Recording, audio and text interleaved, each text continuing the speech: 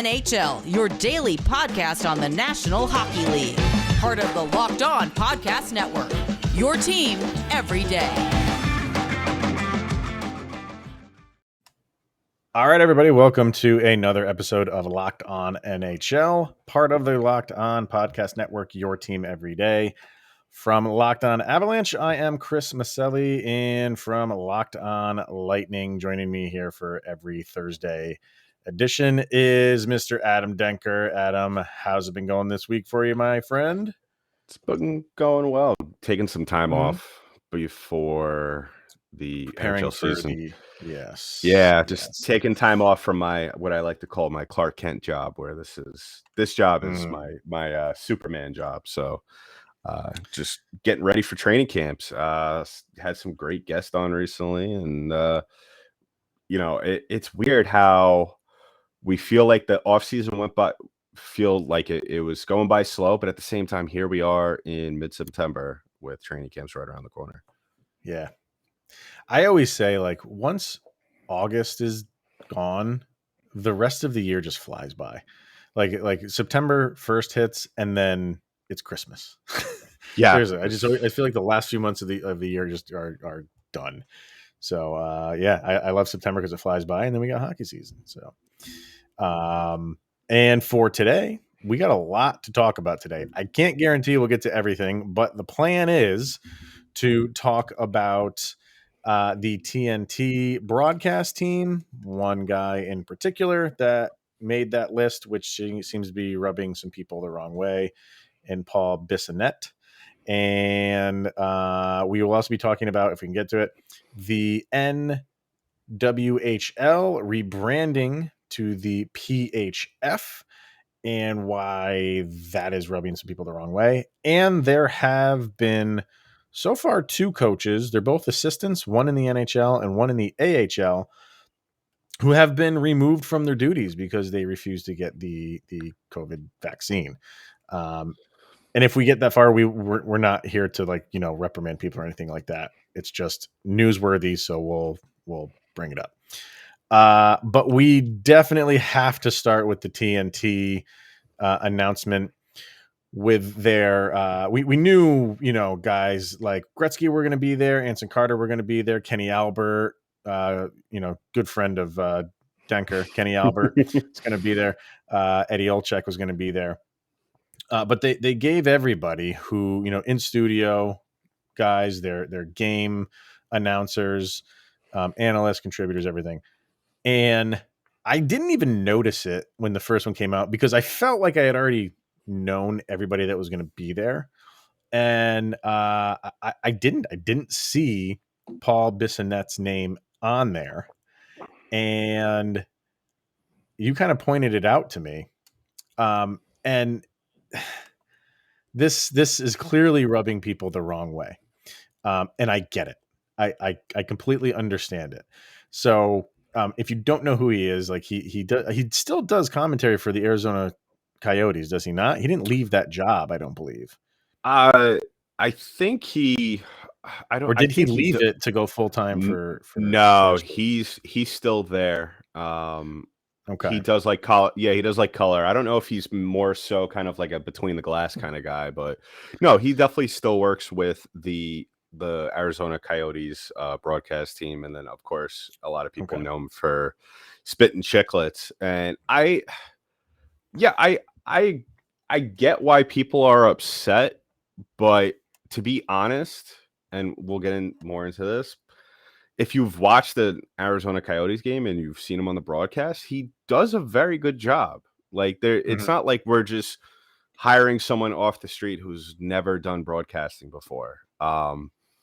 But you could also see on the other side, like, why TNT did this. They clearly didn't do it for his broadcasting skills. They did it for his popularity with Spittin' Chicklets and to kind of get more of the younger viewership and the people that listen to Spittin' Chicklets to tune into the show, to the broadcast. So I get that, and I understand why people are upset. But at the same time, I we see this all the time with other networks as well. So this is really nothing new either. No, you're right about that. And I think because it's so new to the NHL, people are like, why are they doing this? I think I think it's a risk. And like you say, like the way that he is on his Arizona Coyotes broadcasts, I've read about that. I don't tune into Arizona Coyotes broadcasts, so I don't know how he is when he is doing commentary for that. I do know how he is on Spitting Chicklets. And for me, that's not how I want to get my hockey news. I don't listen to, and that's the odd thing here is because it seems like you have two guys. You have the same person being two personalities. And okay, if he knows how to tone it down and tone down the rhetoric when he knows eyes are on him on television in homes when families are watching, and he knows how to change his tone and dynamic, that's good. But you're going to have people who don't know him that are going to be watching him on TNT and broadcast, and he's going to be throwing spit and chicklets out all the time, and then go turn around and listen to him and hear how he is on a podcast and be totally turned off. So for that aspect, it's kind of like a questionable thing why they would do this, because in that aspect, it's a questionable thing. But what you're saying is true. They're feeling like everybody should already know who he is because he has the number one hockey podcast on the planet. So it's not like we're bringing in someone that nobody knows. And we'll take that risk of the people who don't know him. We feel like the people who do know him far outweigh the people that don't know him, and we'll take that risk. This is the second move the NHL has done. Who's that TikTok dude, the Josh Richardson or Robertson or something like that? I don't know who the hell he is, but he's another guy that they brought in to do whatever. And it's a young, and he has some connection to Barstool as well. So I'm not saying the NHL and Barstool are trying to like make this connection here, but this is twice now that they've dipped into the Barstool pool to try to get that demographic. I get it, but it's a risk. That's a big risk. I also look at it this way, Chris, is I feel like in a way people are overreacting. And I'm gonna say why. Because when I tune in to a game on TNT, I'm gonna be tuning in for Liam McHugh, Brennan Burke, Kenny Albert, Eddie Olczyk. And when you're looking at the studio guys, I'm tuning in to two people in particular, other than Liam McHugh. That's Wayne Gretzky and Anson Carter. Rick Tocchet is just there as kind of like a plus one for me. And quite frankly, I don't think Bissonnette's going to be as involved as maybe a lot of people will think he is, just because of his work with the Arizona Coyotes and everything that he does with Barstool as well. So, the guy's busy. It's not like he's going to be on every single NHL broadcast for the season. And yeah, and I think a lot of other people are looking at this the same way I do. Hopefully, is that you're going to tune in for Wayne Gretzky and Anson Carter, and Rick Tocchet is just going to be known, unfortunately, right now as that guy that used to coach the Coyotes, and then Paul Bissonnette is just going to be there sparingly. Because listen, how many people really do watch the in studio stuff? More times, people when they watch an NHL game or any sporting event, they'll watch the game. Game goes to intermission or halftime, and then you switch the channel into something else. That's really just how it is. And I think people are making a bigger deal about this than what it really is.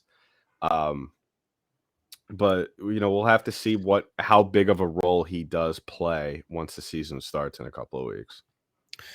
Well, that's a good question. How much will he actually be involved? But he, what version of him are you going to get?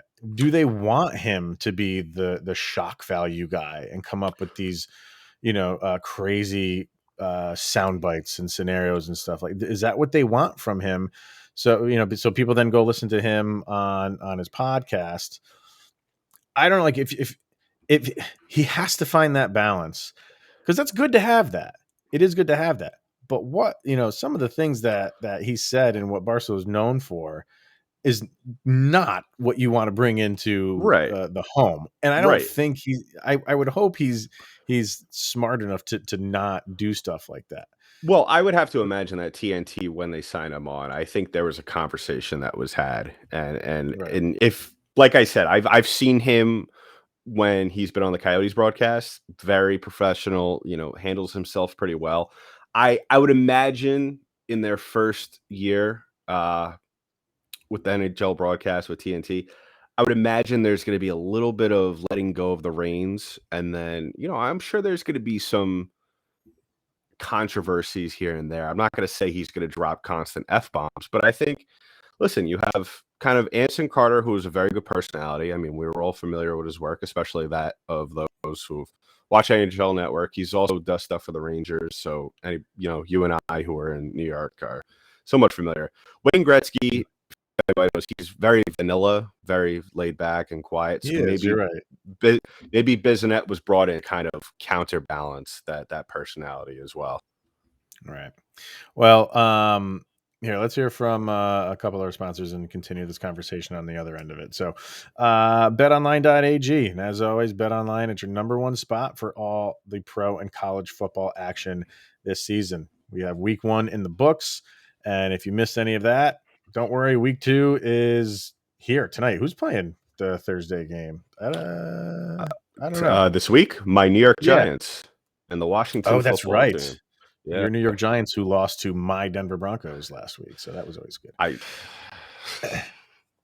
Just stay silent. With the new updated site and interface, even more odds, props, and contests, betonline.ag continues to be the number one source for everything football. Head to the website or use your mobile device to sign up, and you will receive a 100% welcome bonus. That's double your initial deposit just for signing up. Don't forget to use the promo code NFL100 from football, basketball, boxing, obviously hockey, right to your favorite Vegas casino games. Don't wait to take advantage of all the amazing offers available for the 2021 season. Bet Online, your online sportsbook experts, and the fastest and easiest way to bet on all of your favorite sports. Also brought to you by DirecTV Stream. And we want to tell you about a simple way to get all of the entertainment that you love without the hassle. It's DirecTV Stream. It brings your live TV and on-demand favorites together like never before, which means you can watch your favorite sports, movies, and shows all in one place. And the best part, there's no annual contract. So stop waiting. Get your TV together with DirecTV Stream. You can learn more at directtv.com. Once again, that website is directtv.com to learn more about DirecTV Stream. All right. So the thing that, for me, I just, I'd be in the ballpark of give the guy a chance on television, see what he can, and he's been on television, on the TNT side of things. His podcast, like I said, not my cup of tea. That's not where I'm going to listen to hockey talk. I'm more of a news guy. Give me news. I don't like the shock type of, value radio. And when you use that term, the person that you always think of is Howard Stern, right? Like the shock jock back in the 90s. If you listen to Howard Stern today, totally different guy, completely not what he was, but he's also 65 years old. All right. So there's so many places to go for entertainment and sports talk. I am of the mind of, rather than drag this person to the ground and all the reasons why I don't like them and don't listen to them, I just change the channel. That's I have that mindset. So, but like guys like Howard Stern throughout their career, like look what he did when he crossed over and was one of the judges on America's Got Talent, really appealed to a whole new demographic of people who always hated him. Yeah. And he showed a different side of him that if you didn't really know him and really listen to him every day, day in and day out, what he was doing on the radio was an act. Yeah. And the real Howard Stern kind of came out. I don't know like that deep enough about him to really kind of make the distinction, but I do know what he does on Spittin' Chicklets. Not where I'm going to go. So I'll change the channel. I'll watch it on TV and I can watch it. If he says something stupid, I can brush it off. I don't get offended by stuff exactly all that much. But people will if he goes down that road, and that's going to be what people are going to watch without a doubt. Yeah, well, I mean, it's always like that where, what something that necessarily entertains me doesn't really entertain you. Right. That's just how it Exactly. is. And, but you're right. Thankfully, we have that power where, and that's what people need to understand instead of getting very upset about this, is that if he says something you don't like, or you just don't want to do it, wait till the game starts.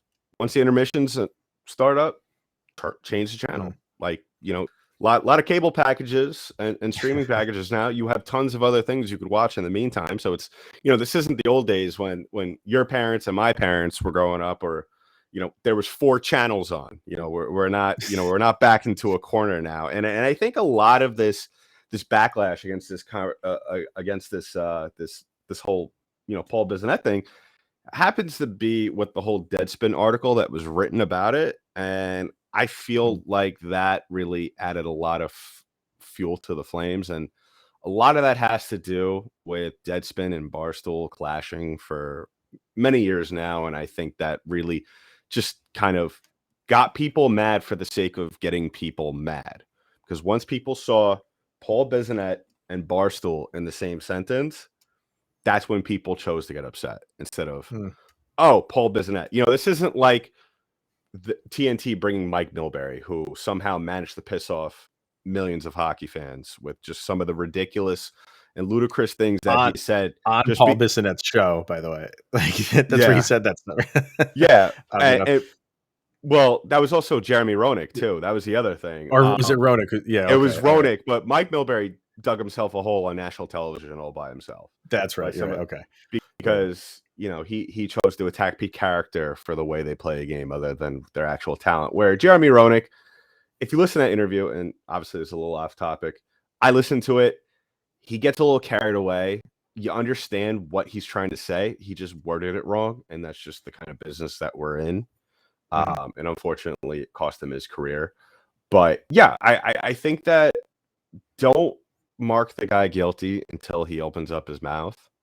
And I think that's like what we need to do as a hockey community, because the hockey community is very close, tight-knit. And I think that people need to understand that in order to build and grow the game, you're going to need to have some people that you might not necessarily agree with help with that process. Yeah. And I think some people will, to kind of like rebut that, will just say, well, he has opened his mouth and I've heard him. I've heard what he said. Okay, but he's done multiple things. You've heard him on one platform on the podcast, which I'm in your camp, people's camp of like, don't like really what it says in that. By all accounts, what he's saying on the Arizona Coyotes broadcast is a completely different person. Yeah. So we have this like two-sided person. Okay, like, and for the NHL, I think this is kind of what they want.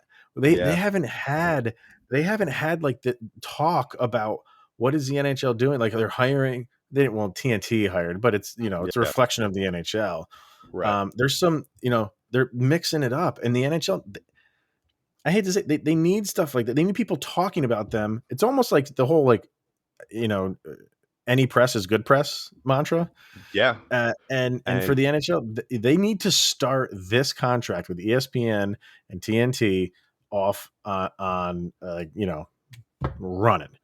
And if it's going to rub some people the wrong way in the process, I think the NHL is like, well, all they care about in the end is viewers and who's watching. And I will always go back to this line, and I bring back Howard Stern in the movie Private Parts when they say, the average listener listens to Howard Stern for, I think it's like an hour and a half because they want to hear what he's going to say next.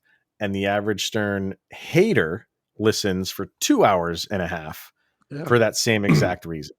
Yeah. So we can say that we hate these people and what the heck are we doing, but we all tune in because we want to see, we either tune in because we love the shock value, or we tune in because we want to see someone say something really stupid and hope they get dragged through the mud for it. That's exactly why I used to watch NBC all the time when I knew Milbury was on the broadcast. Right. All the time. Yeah. And you said it absolutely perfect when you said any news is good news, because let's face it, even in the last couple of months, crickets around the NHL. And now this simple personnel hire for a broadcast is causing all sorts of issues, which in the actuality, I mean, there's a lot of other people that, across sports that we could get into, but But they're in the news. They're in the news because they're in the news. And guess what? The non-hockey fan is going to tune in and be like, all right, who's this Biznasty guy? Exactly. And then they're probably going to listen to Spittin' Chicklets, and then they're probably going to say, oh, I don't like this guy. Let me see if he could get himself into some hot water. So you're absolutely right. I think that's a great point. I think that this is the best thing that could happen for the game going into a new contract such as this. Right. Yeah. Well, it'll be, I mean, excuse me, like I'm going to want to tune in to see if puts his foot in his mouth. I'll be tuning in for that. So we shall see. All right. Built Bar. You know it. You love it. Denker, eats them for breakfast, lunch, and dinner. He's on the Built Bar diet. I cut him up and I put him in my cereal. Yeah. You use a fork and a knife to cut up your Built Bars, I believe. Yep. And they have so many delicious flavors. There's something for everyone. So when you talk to a Built Bar fan, they are passionate about their favorites. And if you don't have a favorite, you can order them and pick between flavors such as coconut and raspberry and mint brownie and orange, cookies and cream, and the list goes on and on. And if you haven't tried them, you can get a mixed box where you get 2 of each of 9 flavors available. And not only are Built Bar flavors the best tasting, but they are healthy. Check out the macros. They have 17 to 18 grams of protein. Calories range from 130 to 180. 4 to 5 grams of sugar, 4 to 5 grams of net carbs. All amazing flavors, all tasty, and all healthy. And if you go to BuiltBar.com right now, use the promo code LOCKED15. You'll get 15% off of your order. Once again, that promo code is LOCKED15 for 15% off at BuiltBar.com. All right. And just wanted to mention the story about the NWHL, the Women's Hockey League, completely rebranding, switching over to the PHF. I always want to say L at the end, just because that's, you always think it's league. But they are the Professional Hockey Federation now. And I think a lot of people were a little bit surprised, number one, that they rebranded at all, and that the rebrand removed the term or the word women in the league. So it seems to be rubbing some people the wrong way, but you and I both listened to the commissioner, and I don't have her name in front of me. Her name is Tyler Tomenia. Hopefully I'm pronouncing that right. And she was on the 31 Thoughts podcast. And even I was like, yeah, why would you do that? That's to have women in the league, that's kind of like an empowering thing for them. But she had some really, really good points as to why. And it's for the same reasons I was thinking leave it in. I'm thinking leave it in because, that's an empowering thing for women to know that it's a women's league. And she said, no, like we to kind of move the dial forward and empower women even more. We want to be on an even playing field. And we don't want people to look at that and think like Women's Hockey League just because women's in the title. We want people to look at the league name and know that there's women in the title. And she's got a point about like it's just because there's not a women in the title of the league doesn't mean they're not going to do anything to promote the fact that it's a women's league. But, she's like, you look at all these other sports, NHL, MLB, NFL, you just assume that, because of the history that there's men involved in that. Yeah. They want to build a history of when you say PHF, it's a women's league and you don't need to have women in the title for people to understand that. She made some pretty good points, I feel. Yeah. And I think one of the points that really stood out to me, and we'll talk about the other ones, but the thing that really stood out to me when they started asking her questions about this is that when you talk about the leagues that you just mentioned, the NHL, the NBA, the MLB, the NFL, they never, and in their history, they've never had to specify that this was a league for men. You've never at once ever heard them put the word men or whatever. You just know. And I think that's what she's trying to do. And that was a great point. And kind of part of that also had to do with what she said was that there's a number of players in the league that don't identify as women. Right. And that I thought that was very progressive. I that was something that necessarily didn't really pop into my head when I was thinking about that decision. When it was announced, I was surprised because there was no warning or any announcement prior. But I like the name; it's interesting, especially with Federation. And she stated that had a lot to do with bringing in European players. Federation with some of the leagues, we know that overseas that's a big deal to European players. It adds a little bit more prestige on the name. And I think it seems like they thought long and hard about this. They conversed with other women's leagues, the WNBA. So this wasn't something that they just thought of in the middle of the night. This was something that they carefully thought out about. They conversed with marketing firms. They spoke with other women's leagues about it. And I think this is a very trailblazing moment. I think that the other women's leagues eventually are going to follow suit and do the same thing. So I get why people are upset, but I also feel like, and this kind of goes back to our conversation earlier about the Paul Bissonnette thing, is I feel like people are too quick to be upset about this, and they're just upset about it for the sake of being upset about something. And because we're used to women's league having women in the title. Yes. And like you're saying, this could be like a trailblazing moment where the reason why they're doing it is to look at us as a league. That our women run our league, but that doesn't mean we have to put women in the title. Right. And they had mentioned in that interview, and I didn't know this about Baylor, University of Baylor. Yeah. Remove whenever there's the female team playing for a university, it's always the lady whatever. Like the lady, the one that I always think is just odd is the Lady Vols, the Tennessee Lady Vols. I don't get it. And they removed that.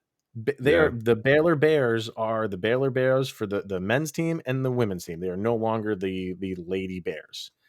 And subconsciously, I as soon when I heard that, I'm like, that's a really good. They still play for the same university. Why is there two names for the same university? So they're removing that, and they're like, no, you are gonna look at them as Baylor Bears. You know what I mean? And I like that. I think that's forward thinking, and I think that's where they were kind of going in the same route of naming their entire league as look at us as a league, and don't just stigmatize us, because we have women in our title. She changed me. She changed my thought process, because in the beginning I was like, I want to hear what she's got to say. Why would you remove women from your league title, which is an empowering thing to women? And her reasoning was legit. So I kind of got to give her credit for changing my mind.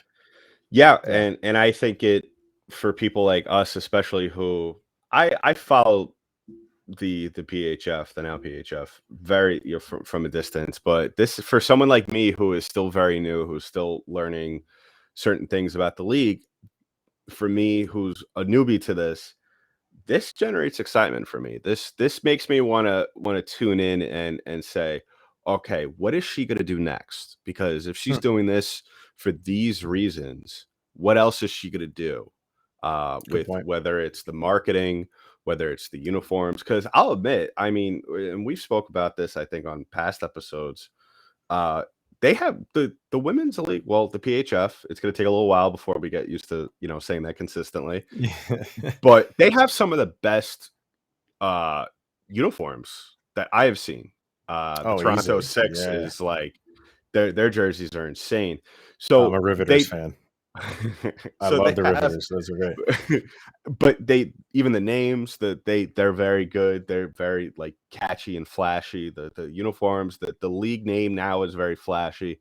You get them a TV deal, and you're talking about now you're playing with fire. Now you're cooking with fire. Excuse me. So I think this is great. I think for someone like me who's just follows hockey, who loves hockey, as long as it's entertaining and it's plays, it's good quality hockey. And we've seen the women play in the Olympics, so we know what kind of level these women play at. So that's nothing new. But now you get to tune into their league. I think this is great. I think this is generating news, good and bad. Obviously, there's people that disagree with this, but at the same time, like I said, with any news is good news. So I think this is an exciting time for this league, and I personally think if they continue to head in the right direction, I think this is a moment we're going to look back on to say this is where it changed everything. Yeah, it definitely could be one of those moments for sure. So, all right, that's gonna wrap it up for today. Maybe we'll give it another week, and we'll see if any other coaches get fired for not taking a vaccine, and then we'll just talk about that next week. So, but yeah, that's probably an ongoing story for the weeks and months to come. So we shall see. But that's going to wrap it up for us in the Thursday edition of Locked On NHL. He is Adam Denker from Locked On Lightning. Where can they find you and your show? You could give me a follow on Twitter at DenkyDank, DENKYD8NK. You can follow the show at LO_Lightning on Twitter. Give us follows on Instagram at LockedOn_Lightning. Since this is getting dropped on Thursday, I can tell you that if you haven't checked it out today or haven't seen, we had a very special guest on today's show that is newly signed Lightning forward and NHL veteran Corey Perry on the show. What a fantastic interview. Coolest guy in the world. So check out that interview.